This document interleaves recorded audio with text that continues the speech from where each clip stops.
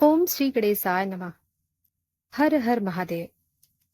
प्रिय भक्तों, आज हम आपको ले चल रहे हैं एक ऐसे ज्योतिर्लिंग की कथा में जहां भगवान शिव और माता पार्वती ने अपने पुत्र के प्रेम में अपना वास बनाया, जहां भक्तों को मिलता है माता पिता का स्नेह और भगवान का वरदान। यह कथा है मल्लिकार्जुन ज्योतिर्लिंग की। यह वह स्थान है जहां मल्लिका यानी माता पार्वती अपनी अर्जुन यानी शिव साथ में निवास करते हैं। आइए आरंभ करें यह पावन कथा, जो न केवल शिव भक्ति बल्कि परिवार त्याग और सच्चे प्रेम का आदर्श भी है। प्रिय भक्तों, शिव और माता पार्वती के दो पुत्र थे, श्री गणेश और कार्तिकेय। दोनों में अद्वितीय गुण। गणेश बुद्धिमान, शांत, स्थिर। कार्तिकेय तेजस्वी, युद्ध कला में पारंगत। एक दिन देवताओं ने प्रश्न उठाया, इनमें से बड़ा कौन है? और माता पार्वती शिव ने निर्णय लिया, जो समस्त ब्रह्मांड की परिक्रमा पहले करेगा वही श्रेष्ठ कहलाएगा। गणेश और कार्तिकेय की परिक्रमा प्रतियोगिता। कार्तिकेय अपने वाहन मोर पर सवार होकर निकल पड़े समस्त सृष्टि की यात्रा पर। इधर गणेश जी ने अपने माता पिता की 3 बार परिक्रमा की और बोले, माता पिता ही समस्त ब्रह्मांड है, उनकी परिक्रमा ही सर्वश्रेष्ठ तीर्थ है।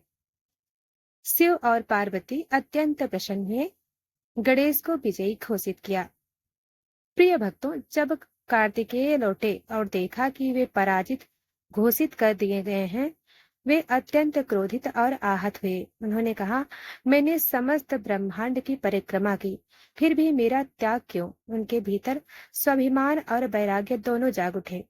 वे दक्षिण भारत में कुमाराचल पर्वत, वर्तमान श्रीशैल चले गए और वहीं ध्यानस्थ हो गए। माता पार्वती का हृदय पुत्र वियोग से विदीर्ण हो गया। भगवान शिव बोले, पार्वती, पुत्र दुखी है, चलो इसके समीप चलें। दोनों कार्तिकेय से मिलने के लिए श्री शैल पहुंचे, लेकिन कार्तिकेय ने मिलने से इनकार कर दिया। उन्होंने कहा, मैं स्वतंत्र हूँ, मुझे अब कोई मोह नहीं। शिव पार्वती वहीं रुक गए और उन्होंने कहा, हम यहीं रहेंगे ताकि पुत्र को यह लगे कि हम उसके साथ हैं। श्री शैल पर्वत पर शिव पार्वती का वास। वहीं पर भगवान शिव ने अर्जुन रूप में लिंग स्वरूप धारण किया और पार्वती ने मल्लिका रूप में शक्ति स्वरूपा। तभी से यह स्थान कहलाया मल्लिका अर्जुन। स्कंद पुराण, शिव पुराण और लिंग पुराण में इसका वर्णन है। जो इस पर्वत की यात्रा करता है वह स्वयं शिव पार्वती के दर्शन को पाता है।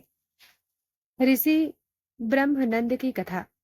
एक वृद्ध ऋषि जो अपने जीवन में श्री शैल दर्शन नहीं कर पाए, अंतिम समय में शिव को पुकारा। भगवान स्वयं उनके स्वप्न में प्रकट हुए और कहा, जो सच्चे मन से स्मरण करता है उसे श्री शैल आने की आवश्यकता नहीं, हम स्वयं वहां प्रकट होते हैं।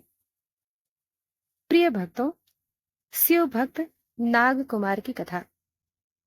नागवंशी युवक जिसने श्री शैल यात्रा में 21 दिन व्रत रखा, एक दुष्ट राजा ने उसके तप को तोड़ने की चेष्टा की। शिवजी ने रुद्र रूप में प्रकट होकर उस राजा का अंत किया। युवक को मोक्ष और शिवगढ़ का पद मिला। प्रिय भक्तों, अब जानते हैं श्री शैल तीर्थ की महिमा। आंध्र प्रदेश के कर्नूल जिले में नल्लमाला पहाड़ियों पर स्थित कृष्णा नदी के किनारे शक्तिपीठ सिसैलम और ज्योतिर्लिंग दोनों एक ही साथ स्थान पर हैं। मान्यता है, यहाँ दर्शन करने मात्र से समस्त पितृदोष, चंद्र दोष और कुंडली के ग्रह दोष समाप्त हो जाते हैं। भगवान शिव और माता पार्वती अपने पुत्र के लिए स्वयं श्रीशैल पर वास करने लगे। यह बताता है कि ईश्वर भी अपने भक्तों, संतानों को छोड़ते नहीं। श्री शैल की यह कथा हमें सिखाती है, त्याग और प्रेम दोनों एक साथ हो सकते हैं। भगवान को पाने के लिए मन की शुद्धता ही काफी है। परिवार से भी भगवान जुड़े रहते हैं जब संबंध पवित्र हो। ज्योतिर्लिंग का मंत्र। श्री शैल्ये मलयाचले स्यो मल्लिकार्जुनो विवाह पापम सहरम सांहर में देव शरणागत वत्सल। ओम मल्लिकार्जुनाय नमः। अभिषेक में प्रयोग करें गंगाजल, दूध, दही, शहद, बेलपत्र, चंदन पुष्प। विशेष रूप से मल्लिका पुष्प चमेली अर्पण करें। हे मल्लिकार्जुन, आपने परिवार प्रेम और करुणा का दिव्य उदाहरण रखा, जहाँ पुत्र के लिए भगवान ने अपना निवास बदल दिया। ऐसे भगवान शिव और माता पार्वती को हम कोटि कोटि नमन करते हैं। जो भक्त श्री शैल की कथा सुनता है, उसे सभी दुखों से मुक्ति मिलती है। आइए अगले ज्योतिर्लिंग महाकालेश्वर की ओर बढ़े, एक नई अद्भुत कथा में प्रवेश करेंगे अगले अध्याय में। हर हर महादेव। तो आइए सुनिए एक और कथा मल्लिकार्जुन की। राम नारायण स्वामी, जो मंदिर में वर्षों से सेवा कर रहे थे, एक वृद्ध पुजारी थे। उनका नियम था हर पूर्णिमा की रात भगवान मल्लिकार्जुन की घंटी स्वयं बजती तो वह घंटी नहीं बजाते। श्रावण मास की पूर्णिमा की रात थी। चारों ओर तेज वर्षा हो रही थी। मंदिर में सन्नाटा था। भक्त सब लौट चुके थे। नारायण जी मंदिर के गर्भगृह में प्रवेश कर अभिषेक की तैयारी कर रहे थे। उनकी आंखें बंद थीं, हाथ में जल और बेलपत्र। जैसे ही उन्होंने पहला जल शिवलिंग पर चढ़ाया, मंदिर के भीतर एकाएक हवा चलने लगी और शिखर की घंटी तेज आवाज में स्वयं बज उठी। बिना किसी हाथ लगाए वे डर से कांपने लगे, क्योंकि ना तो हवा इतनी तेज थी, ना कोई व्यक्ति वहां था। राम नारायण जी वही शिवलिंग के पास बैठ गए और बोले, 5 मिनट भोलेनाथ, रही यह आप ही है ना? आप आ गए। उनकी आंखों से अश्रुधारा बहने लगी। पुजारी ने उस रात अनुभव किया, शिवलिंग से हल्की चंदन जैसी सुगंध आ रही थी और लिंग के चारों ओर एक हल्का नीला प्रकाश नाच रहा था। उस रात 3 अन्य सह पुजारी जो गर्भगृह के बाहर थे, उन्होंने भी उस घंटे की आवाज सुनी और भागकर भीतर आए। उन्होंने देखा कोई भी घंटा नहीं छू रहा है, लेकिन वह स्वतः हिल रही थी। सुबह होते ही यह घटना फैल गई। सैकड़ों लोग मंदिर में एकत्र हुए। सबने अनुभव किया, मंदिर की तस्वीरों पर हल्की बेल पत्रों की आकृति उभरी थी। एक भक्त ने यह भी कहा, मैंने स्वप्न में देखा कि भोलेनाथ कह रहे हैं, जो श्रावण पूर्णिमा की रात मुझे बुलाएगा, मैं उसके पास आ जाऊंगा। प्रिय भक्तों, जब भाव शुद्ध हो, सेवा सच्ची हो, तो शिव स्वयं अपने होने का संकेत देते हैं। वे घंटा भी स्वयं बजाते हैं, प्रकाश भी देते हैं और कृपा भी बरसाते हैं। प्रिय श्रोताओं, अब आइए एक छोटी सी और कथा श्रवण करते हैं। श्री शैल पर्वत पर लगभग 20 किलोमीटर दूर एक निर्धन परिवार में एक 10 वर्षीय बालक अन्ना रहता था। उसके पिता लकड़ी काटने का कार्य करते थे और माँ मंदिर की ओर आने वाले भक्तों को फूल बेचती थी। अन्ना बहुत ही सरल हृदय और शिव भक्त बालक था।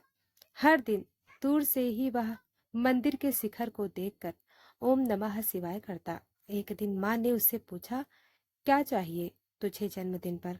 मैं मल्लिकार्जुन बाबा को पास से देखना चाहता हूँ। माँ ने कहा, इतना पैसा नहीं है कि हम मंदिर तक पहुँचे। बेटा अन्ना उदास हो गया, लेकिन उसने हार नहीं मानी।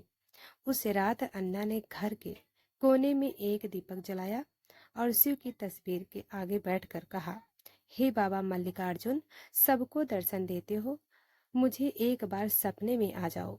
वह आंखों में आंसू लेकर सो गया। लगभग रात 3 बजे अन्ना को एक स्वप्न आया। एक विशाल प्रकाश के बीच एक सुंदर ज्योतिर्लिंग प्रकट हुआ। उसके समीप एक दिव्य पुरुष खड़े थे, जटाधारी, त्रिनेत्र चंद्रशेखर।